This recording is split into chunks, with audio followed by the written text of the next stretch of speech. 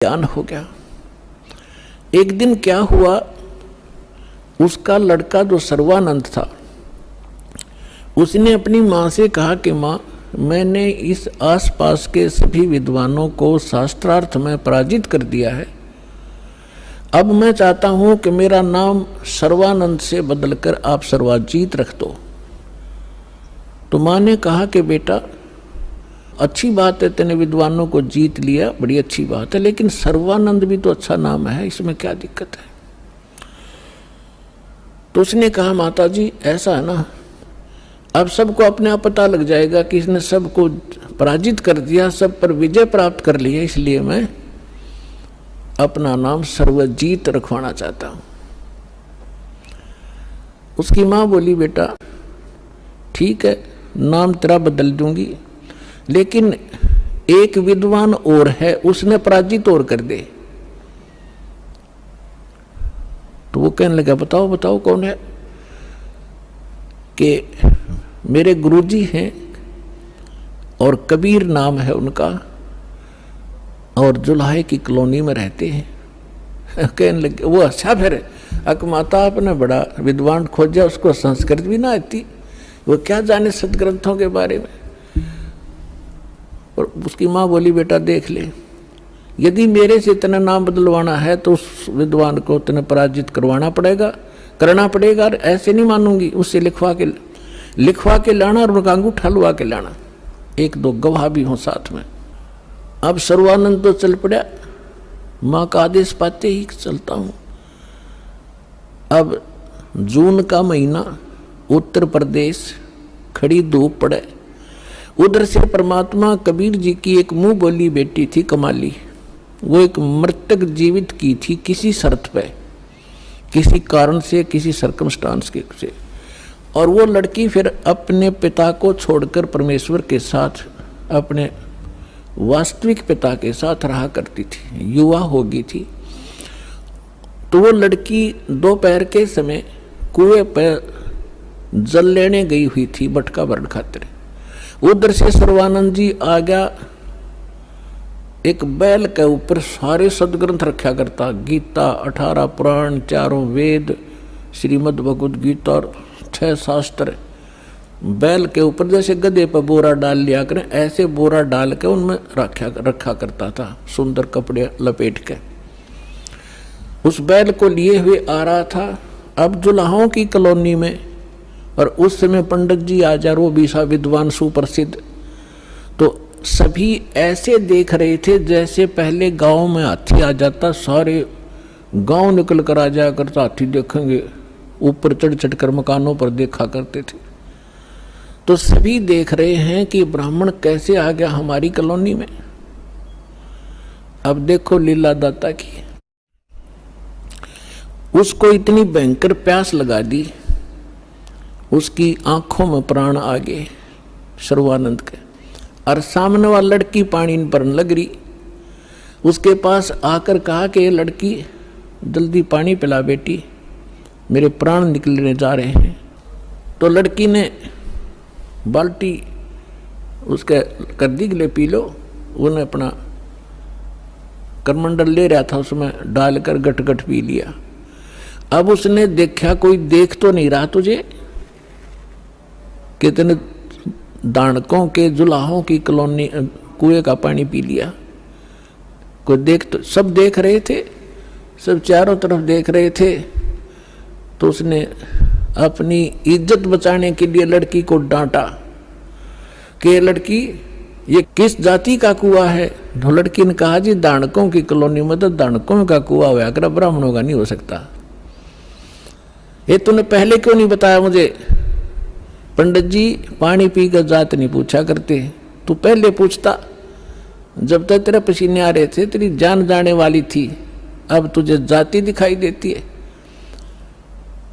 मर जाता 2 मिनट, तुझे पानी नहीं मिलता तो फिर कहता है, बेटी छोड़ इन बातों को, यहाँ कबीर कहाँ रहता है।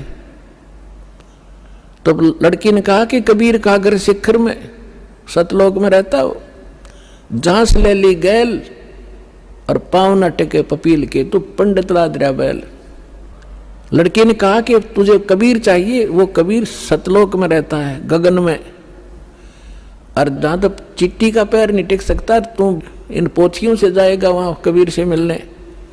तो कहने लगा, ए लड़की, गणी ना बोला है, न्यू बता यहाँ कहाँ रहता है इस कॉलोनी में वो। लड़की बोली, आ जाओ मेरे पीछे पीछे, मैं उन्हीं की बेटी हूँ। अब लड़की मटका उठा के चल पड़ी, सर्वानंद बैल आके पीछे पीछे। लड़की थोड़ी आगे चली गई और जाकर कहा, पिताजी एक ब्राह्मण आवा है, सारे पोथे लिए, आपको पूछ रहा है, आपके साथ अवश्य कोई वाद विवाद करेगा। परमात्मा ने कहा, बेटा कोई बात नहीं, ज्ञान की चर्चा तो होनी ही चाहिए, अच्छी बात है, उसको बुला लो अंदर। वह लड़की बाहर आई और कहा, सर्व आओ जी, आ जाओ, पिताजी अंदर हैं, आ जाओ। तो सर्वानंद बाहर खड़ा हो गया और कहा, ले लड़की, पानी का मेरा लोटा भर दे। बाहर खड़ा खड़ा लड़की ने पानी का लोटा भर दिया और कहा, इस लोटे को जाके कबीर को दे दे और इसका क्या उत्तर दे फिर मुझे बताना बाहर आकर के। अब लड़की उस लेकर उस लोटे के भरे हुए को और धीरे धीरे परमात्मा के पास गई और कहा, पिताजी एक वो ब्राह्मण युग ने ऐसे ऐसे कहा है कि ये लोटा दिया है, कहा कि इसका उत्तर दें, वो मुझे बताना इस जल को। और इतना भर दिया कि वो पानी लबालब भरा हुआ था उस लोटे के ऊपर तक, उसमें जरा सा भी पानी डाल दे तो बाहर जावे, इतना फुल भर के दे दी। परमात्मा बोला, ठीक से बेटी। परमेश्वर ने एक बड़ी सुई थी, वह सुई उठा के लोहे की और उस लोटे में डाल दी, कुछ पानी बाहर निकल गया और कहा, जा सर्वानंद को दे दे बेटा। वह लड़की वापस आई धीरे धीरे, अकलो पंडित जी। सर्वानंद ने पूछा, क्या उत्तर दिया तेरे पिता ने? कि बोले कुछ नहीं, इसमें एक सुई डाल दी और आप पूछ लो इन्होंने क्या मतलब है इसका। तो अंदर आया सर्वानंद। सर्वानंद ने पूछा कि कबीर, आपने मेरे प्रश्न का क्या उत्तर दिया? परमेश्वर ने पूछा, आपका प्रश्न क्या था? मेरा प्रश्न ये था, ये संकेत था, पानी के लोटे को फुल भर के आपके पास इसलिए भेजा था कि मैं ज्ञान से परिपूर्ण हूँ और मैंने सभी आसपास के विद्वानों को पराजित कर दिया है। मैंने अपनी माँ से सर्वाजीत नाम रखवाना है और उसने ये शर्त रखी है कि मैं आपसे शास्त्रार्थ करूं और आपको विजय पाऊं आपसे, तब वो मेरा नाम रखेगी। मैंने आपको ये संकेत दिया है कि मैं ज्ञान से ऐसे फुल हूं जैसे लोटा फुल था। यदि मुझे कोई ज्ञान शिक्षा देगा तो मेरे अंदर समाएगा नहीं, वो इस लोटे में अगर कोई और जल डालेगा वो बाहर ही जाएगा, इसमें जगह नहीं। अब आप बताओ आपका क्या उत्तर था? परमात्मा बोले, मैंने इसमें एक लोहे की सुई डाली है। मेरा ये संकेत है कि मेरा ऐसा भारी ज्ञान है, ऐसा गुरु ज्ञान है कि जैसे मेरी सुई तेरी लोटे की तली में जाकर टिकेगी और तेरा पानी बाहर निकल गया। ये मेरा ज्ञान ऐसा तेरे थोथे ज्ञान में बाहर फेंक देगा, ठाके तेरे हृदय में समा जाएगा।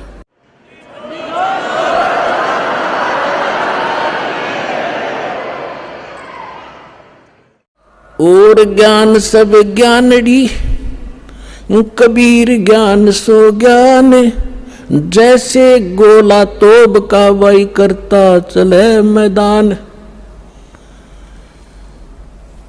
अब सर्वानंद ने कहा कि ठीक है, आप करो शास्त्रार्थ। उसी समय वहां आसपास के जुलाहे और उनकी गोष्ठी सुनने के लिए आकर बैठ के, वो बेचारे भोले भाले अनएजुकेटेड सामने बैठ के। तो सर्वानंद ने कहा कि कबीर बोल, क्या प्रश्न करेगा? परमेश्वर ने कहा कि कौन ब्रह्मा का पिता है, कौन विष्णु की माँ, शंकर का दादा कौन है, पंडित जी दियो बता। ब्रह्मा विष्णु महेश के माता पिता कौन है, इनका दादा कौन है? अब सर्वानंद की बुद्धि तो वहीं टिकी हुई थी, ये सर्वेश्वर है, महेश्वर है, इनके कोई माता पिता नहीं है। आप ऐसे ही कह रहे हो, इनके कोई माता पिता नहीं। अब परमेश्वर ने कहा कि आप देवी भागवत 3 स्कंद निकालो, और उसमें ये स्वयं स्वीकार करते हैं। देखिएगा श्री देवी भागवत यानी देवी पुराण, सचित्र मोटा टाइप, गीता प्रेस गोरखपुर से प्रकाशित है।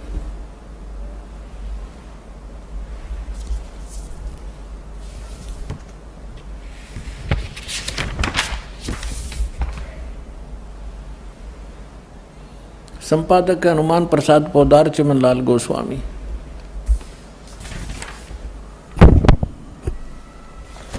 और ये गीता प्रेस गोरखपुर से प्रकाशित है। इसके 123 पृष्ठ पर देखिएगा।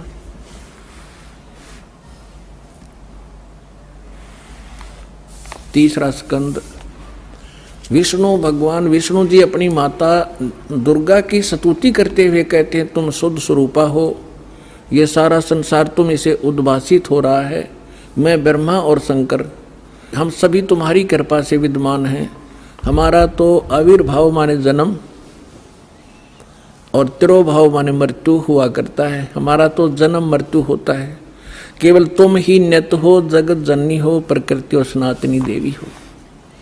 भगवान शंकर बोले, देवी यदि महाभाग विष्णु तुम्ही से प्रकट हुए हैं तो उनके बाद उत्पन्न होने वाले ब्रह्मा भी तुम्हारे ही बालक हुए। फिर मैं तमोगुण लीला करने वाला शंकर क्या तुम्हारी संतान नहीं हुआ? अर्थात मुझे भी उत्पन्न करने वाली तुम ही हो। शिवे संपूर्ण संसार की सृष्टि करने में तुम बड़ी चतुर हो। इस संसार की सृष्टि, स्थिति और संहार में तुम्हारे गुण सदा समर्थ हैं। उन्हीं तीनों गुणों से उत्पन्न हम ब्रह्मा, विष्णु एवं शंकर नियमानुसार कार्य में तत्पर रहते हैं।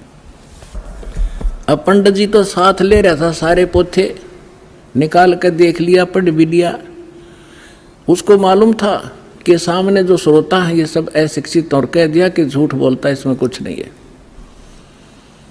परमेश्वर ने कहा कि रुद्र संहिता के अंदर देखिएगा, ब्रह्मा, विष्णु और शिव जी की उत्पत्ति दिखाते हैं आपको। आप देखिएगा। तो उसने देखा जो मालिक ने बताया। अब आप देखिए पुण्यात्माओं, तो अभी तक ये सारा वर्बली बकवाद चल रही थी। अब दास ने जब इस मिशन को स्टार्ट किया तो आम भक्त हमारे भक्तों से कहता था, वो कैसा टीचर है, पुस्तक पढ़ पढ़ के सुनाता है, अपना अनुभव बताना चाहिए। अरे वेदों से, गीता से, इन सदग्रंथों से अलग जो अनुभव अपना बताता है वो शास्त्र विरुद्ध है, वो बिल्कुल यूजलेस है। ये हमारा सिलेबस है। हम सिलेबस तो बाद में देखा दास को, न तो उस मूल ज्ञान से जो परमात्मा का ज्ञान था उसके आधार से भक्ति शुरू की थी। इन सदग्रंथों को बाद में देखा है, ये यूं का यूं मिला। तो आपको दृढ़ करने के लिए और आपको सच्चाई से परिचित कराने के लिए ये सदग्रंथ दिखा रहा हूं। मुझे नहीं जरूरत थी इनकी। जैसे एक अंधा था,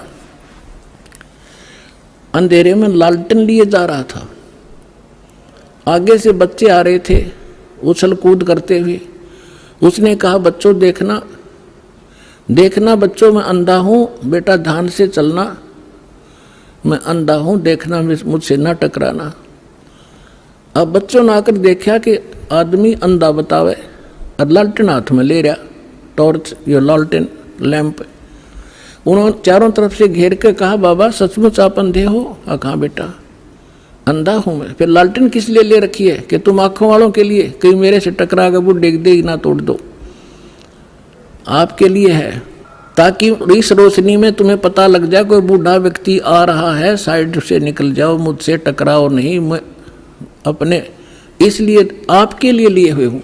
तो दास तो इस ज्ञान को पहले सुना रहा था। सन 1994 से लेकर सन 2000 तक वर्बली जो मालिक ने ज्ञान दिया था यही सुना रहा था। ये ब्रह्मा विष्णु महेश नासवान है, इनकी जन्म मृत्यु होती है। ये इष्ट रूप में पूज्य नहीं है, लेकिन अनादरणीय नहीं है।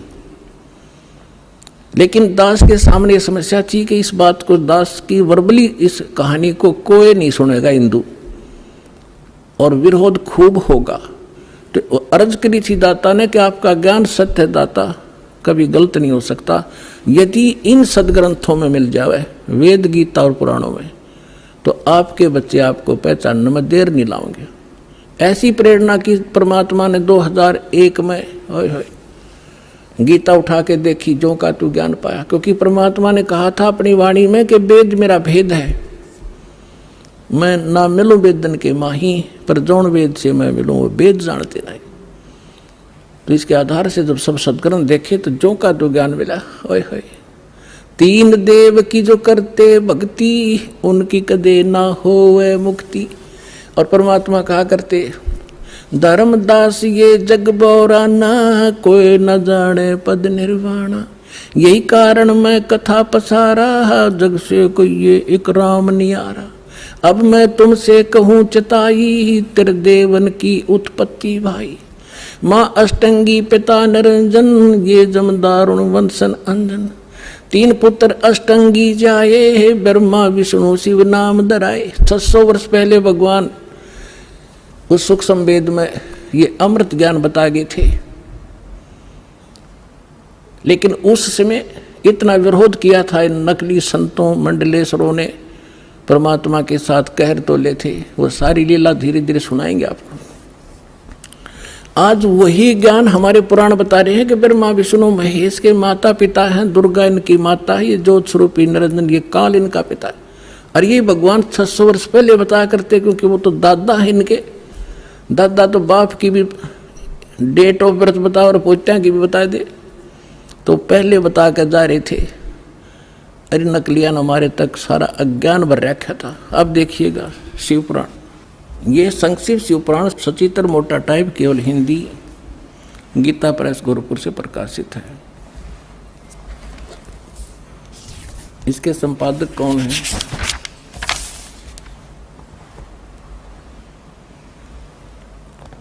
हनुमान प्रसाद पोदार, और ये गीता प्रेस गोरखपुर से प्रकाशित है।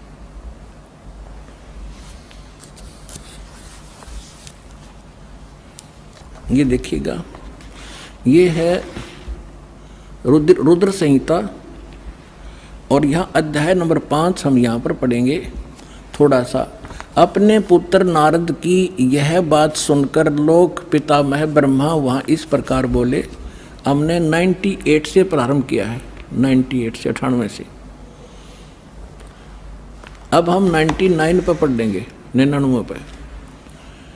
ब्रह्मा जी ने, नारद जी ने ब्रह्मा जी से पूछा था। ब्रह्मा जी कहने लगे, ब्रह्मा जी ने कहा, ब्रह्मन देव शिरोमणे, तुम सदा समस्त जगत के उपकार में लगे रहते हो। तुमने लोगों के हित की कामना से बहुत उत्तम बात पूछी है।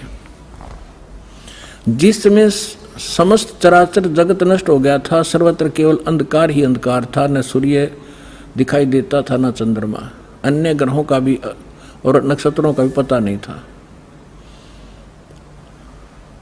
उस समय तत् सत ब्रह्म, इस श्रुति में जो सत सुना जाता है एकमात्र वही शेष था। अब हम 100 पृष्ठ पर आगे अपने काम की बात पढ़ेंगे।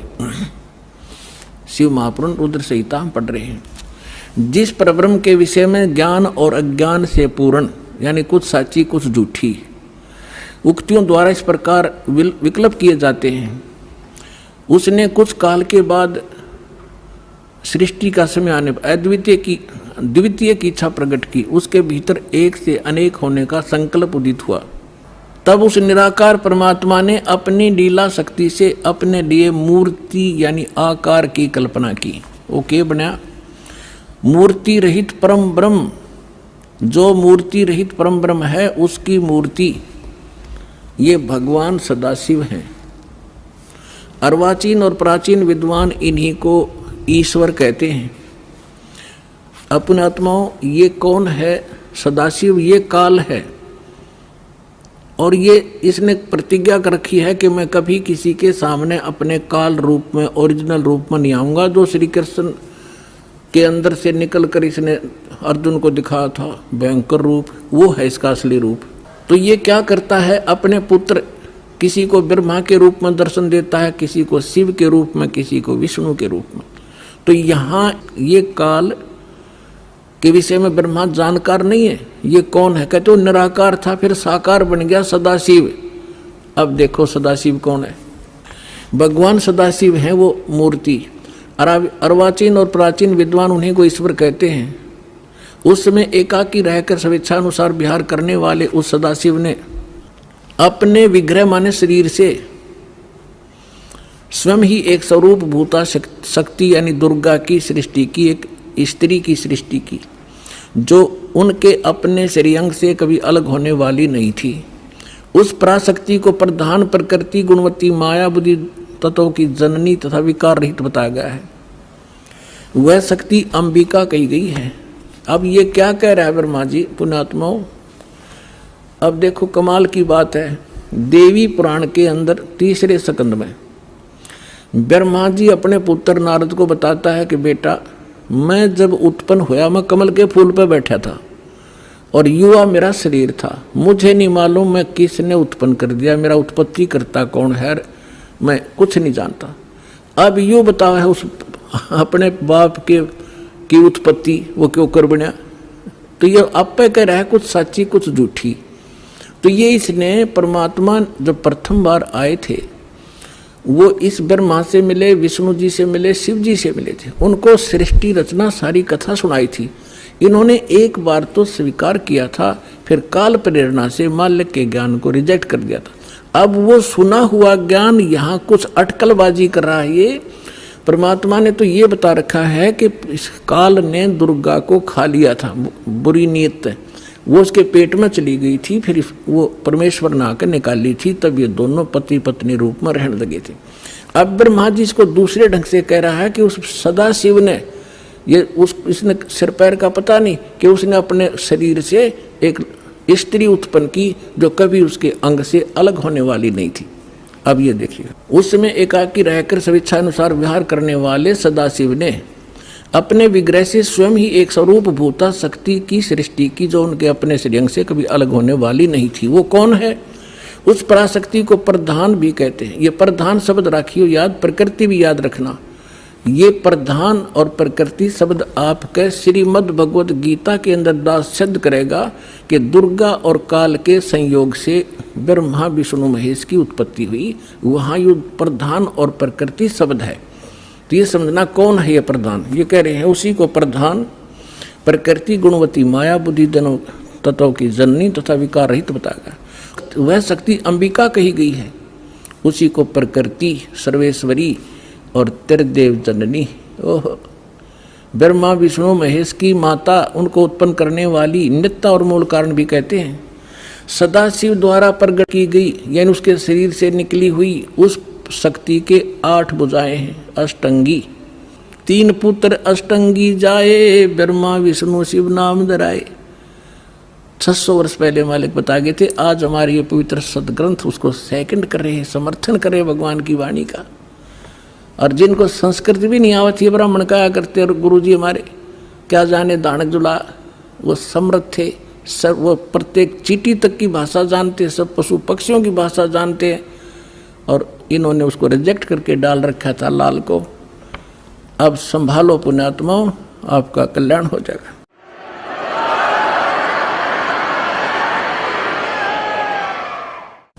नाना प्रकार के आभूषण उसके श्री अंगों की शोभा बढ़ाते हैं। वह देवी नाना प्रकार की गतियों से संपन्न है और अनेक प्रकार के अस्त्र शस्त्र धारण करती है। एकाकिनी होकर वह माया संयोग वसात अनेक हो जाती है। वे जो सदाशिव हैं उन्हें परम पुरुष ईश्वर शिव शंभु और महेश्वर कहते हैं। यहाँ देखिएगा, अब 101 पृष्ठ पर आ गए हम। रुद्र संहिता। वे अपने सारे अंगों में भस्म रमाए रहते हैं उन काल रूपी ब्रह्म ने। इसको काल कहो, ब्रह्म कहो, सदाशिव कहो, उन काल रूपी ब्रह्म ने एक ही समय शक्ति के नाथ, ये नाथ नहीं, शक्ति के साथ शिवलोक नामक क्षेत्र का निर्माण किया था। उस उत्तम क्षेत्र को काशी कहते हैं। वह परम निर्वाण व मोक्ष स्थान है जो सबके ऊपर विराजमान है। वे प्रिय और प्रियतम वो पति पत्नी रूप में शक्ति और शिव, दुर्गा और काल जो परमानंद स्वरूप है, उस मनोरम अक्षेत्र में नित्य निवास करते। शिव और शिवा ने, काल और दुर्गा ने प्रलय काल में भी उस क्षेत्र को अपने सानिध्य से मुक्त नहीं किया। अब यहाँ देखना, देवर से एक समय उस आनंद वन में रमण करते हुए शिवा और शिव के मन में, दुर्गा और काल के मन में, ब्रह्म के मन में यह इच्छा हुई कि किसी दूसरे पुरुष की सृष्टि करनी चाहिए, यानी कोई संतान उत्पन्न करनी चाहिए।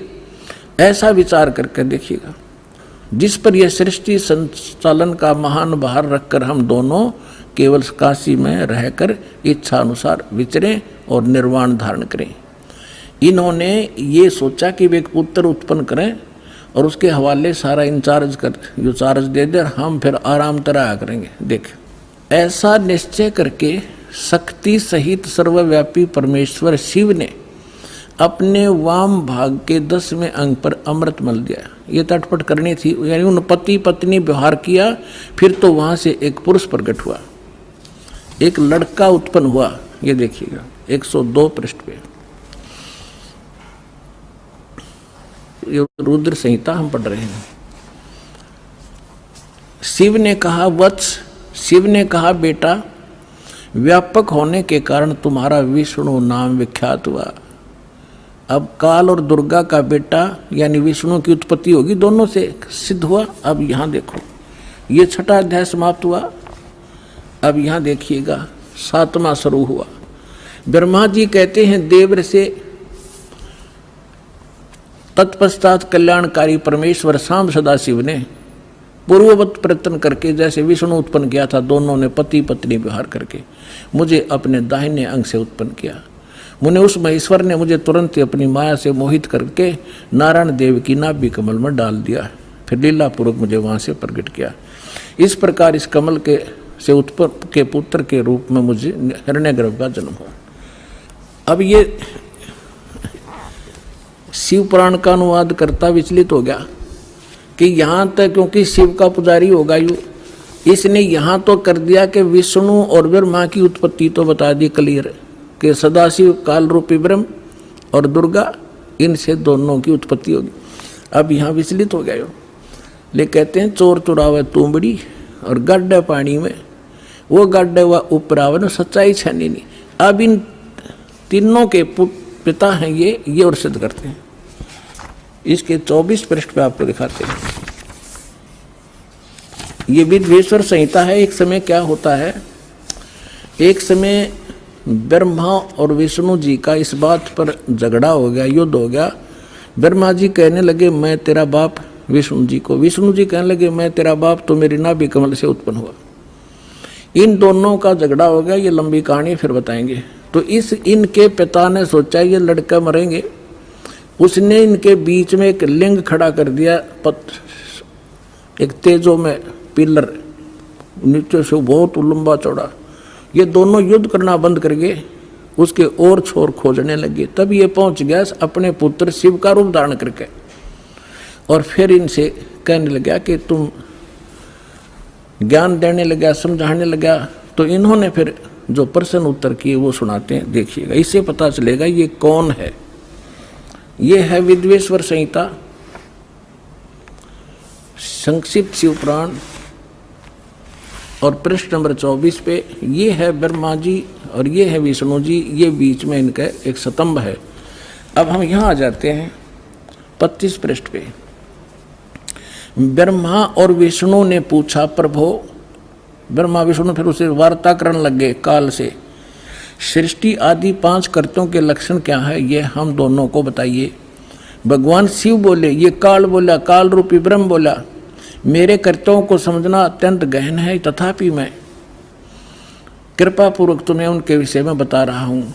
आगे देखो, हम अपने मतलब की पढ़ लेंगे। ये 26 नंबर पे आ गया। अब ये क्या कह रहा है काल अपने इन ब्रह्मा और विष्णु दोनों को, पुत्रो, तुम दोनों ने तपस्या करके प्रसन्न हुए मुझ परमेश्वर से सृष्टि और सतिथि नामक 2 कृत प्राप्त किए। ये दोनों तुम्हें बहुत प्रिय हैं। इसी प्रकार मेरी विभूति स्वरूप रुद्र और महेश्वर ने, ये ने है गलत से मेरे विस्मृत, ने दो अन्य उत्तम कृत संहार और तिरोभाव मुझसे प्राप्त किए हैं। अब क्या हो गया, दो तो ब्रह्मा विष्णु और ये महेश्वर और रुद्र, इन चारों का बाप है ये बोलने वाला, जो बस इतना सिद्ध करना चाहो था दासार को। अब परमात्मा ने बताया कि तीन पुत्र अष्टंगी जाए, ब्रह्मा विष्णु शिव नाम धराए, और तीन देव की जो करते भक्ति, उनकी को देना हो वह मुक्ति। गुण तीनों की भक्ति में ये भूल पड़ो संसार, कहे कबीर निज नाम बिना कैसे उतरो पार। अब सर्वानंद कहने लगे कि झूठ बोलता है, ऐसा कुछ नहीं लिखा है, क्योंकि ये नकली विद्वान इसी बात का लाभ उठाकर हमारा नाश करने में सफल हुए कि वो संस्कृत भाषा जानते थे और पूरा समाज अशिक्षित था, इनका यूं दाव लग रहा था। अब उसने क्या किया कि जो मतलब की बात थी वह छोड़ दी, और उसने जो कंठस्थ याद कर रखे थे श्लोक गीता के वेदों के, वो संस्कृत बोलने लग गया। काफी देर तक रुका नहीं, डाटा को आध पौन घंटे तक संस्कृत बोलता रहा, संस्कृत बोलता रहा। और वो सामने वाले जितने जुलाहे बैठे थे बेचारे भोले वाले माई बहन बेटी भगत, वह ये भी नहीं समझ पा रहे जो पंडित जी बोल के रहा है। उन्होंने फिर ताड़ी पीट दी, वाह पंडित जी, वाह सर्वानंद, वाह पंडित जी, कमाल कर दिया। अब उनकी प्रशंसा से सर्वानंद विजयी हो गए और परमात्मा पराजित कर दिए।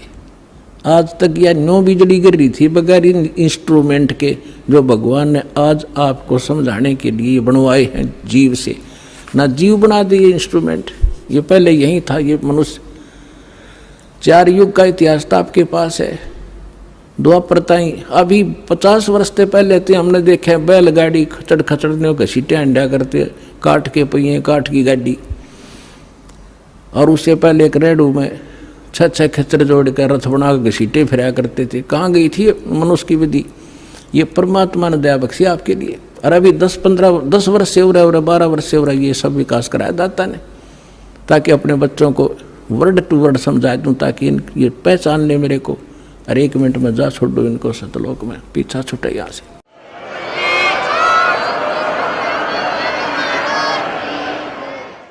अब सर्वानंद फूल गया, अगवन की बात। उनको तो सिर्फ हार जीत चाहिए थी, भक्ति ना भगवान।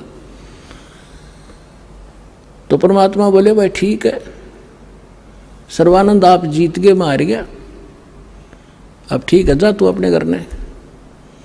कहने लगा से नहीं जाऊंगा, मेरी माँ ने कहा है कि लिख कर दे तू। परमात्मा बोले मैं तो अशिक्षित हूँ, तू लिख ले, आप लिख लो, मैं अंगूठा ला दूंगा। हाँ ठीक है। उसने लिख लिया। शास्त्रार्थ में सर्वानंद विजयी हुए और कबीर जी पराजित हुए।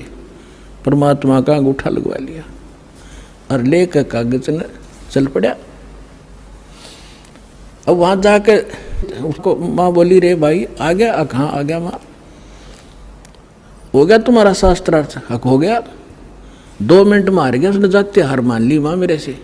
तो उसकी माता जी ने कहा कि बेटा मैंने जो प्रार्थना की थी आपसे, कुछ लिखवा के लाया तू? हाँ, मैं कच्चा काम थोड़ा ही करता हूँ, ये देख। माँ बोली बेटा पढ़ के सुना।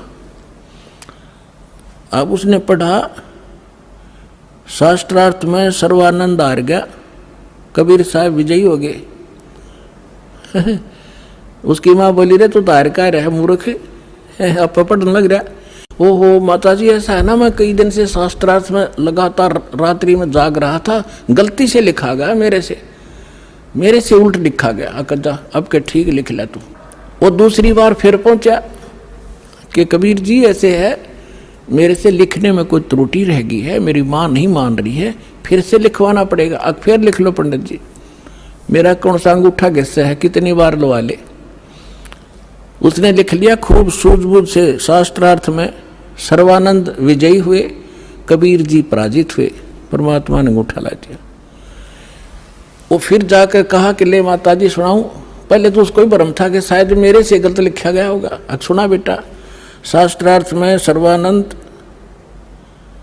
उड़ अटक गया। अब बोला आगे बोलता क्यों ना, नहीं बोला माँ कभी गलत लिखा गया है। तो शास्त्रार्थ में सर्वानंद हार गए, कबीर साहब विजयी हुए, उसमें फिर ये लिखा पाया। उसका फिर भरम रह गया कि माँ फिर लाऊं लिखवा के, जा बेटा फिर लिखवा ला। अब तीसरी बार फिर परमात्मा बोले लिख लो, होगी होगी लगी होगी चूक आपके, कोई बात ना। उसने फिर ऐसे लिख लिया और परमात्मा का अंगूठा लगवा लिया। अब जब उसने सोचा कि जब मैं बाहर पढ़ता हूँ तो ये ठीक पावे है, और माँ के सामने जाता हूँ इसमें यह के बिजली गिरे, तो बाहर से ही आंगन से ही उस पर नज़र टिका ली। अपने घर में घुसने से पहले उस पर यूँ करता था, कति नु डांट रहा नजर, अकमाता सुनाऊँ अक सुना, उसके सामने अक्सर पलट गए जैसे कंप्यूटर में पलट जाया करें। और न्यो का न्यो पकड़ गया, बैठ गया कलेजा पकड़ के। उसकी माँ बोली रे बोलता क्यों ना, तेरी बोलती क्यों बंद होगी विद्वान, बोल क्या लिख रखा है इसमें। वह कागज हाथ तो छूट गया उसके। उसकी माँ बोली बेटा भगवान आए हैं, तेरी बुद्धि भ्रष्ट हो रही है, ये 4 अक्षर सीख के और तू विद्वान पाक रहे है। जो ज्ञान उस परमात्मा का है तेरे पास तक कख भी नहीं बेटा, मैं तेरी भी कथा सुन रखी है, बहुत दिन हो गए। अब अपनी माँ के चरणों में पड़कर रोने लग गया। नो बोला माँ मैं तो घना नीच हूँ, सचमुच जो वो बोल रहे थे सारी लिखी है पुराणों में, जो वो बतावे थे, और मैंने अहंकार वश कति नहीं मानी। तो माँ बोली बेटा मेरी आत्मा कह रही है तू इकलौता पुत्र है, और तू ऐसा बिरान माटी ऐसी दुर्गति होगी तो कुत्ते की योनि में जागा बेटा। या विदुता काम नहीं आवे, भगवान की शरण और वो मंत्र में काम करेंगे, मेरी आत्मा खुश हो जाएगी, तू नाम ले ले। न बोला माँ मेरे साथ चलो, मैं अब तो जाऊंगा, मैंने शर्म आवेगी। अब चल मैं तेरे साथ चलूंगी बेटा। जाके चरणा में डाल दिया कि परमात्मा तेरा बालक है, भूल होगी इससे और नाम दे दो। परमात्मा बोले कोई बात ना बेटा, सारे मेरे ही तो बच्चे हैं, जिस दिन ये मुझे पहचान लेंगे झगड़ा ही मिट जाएगा। इस प्रकार सर्वानंद का कल्याण हुआ।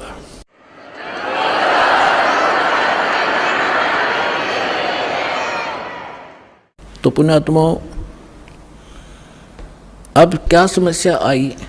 अब सर्वानंद विद्वान सब जाने बड़ा महापुरुष और सब वेदों का ज्ञाता सब हरा रखे उसने।